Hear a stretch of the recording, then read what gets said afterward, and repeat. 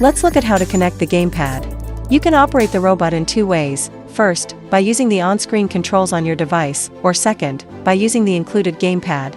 The gamepad can be connected in three different ways.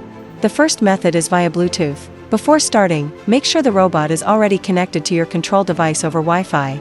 On the gamepad, press and hold the home button and the B button together to enter pairing mode. Then, on your control device, search for a device named Xbox Wireless Controller and connect to it to complete the Bluetooth pairing.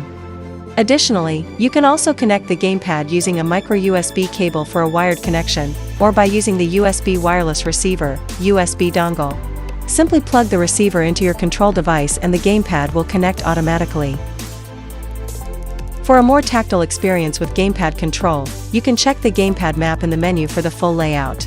Once connected, you can use your wireless controller. The left stick controls camera pan and tilt, while the right stick drives the robot.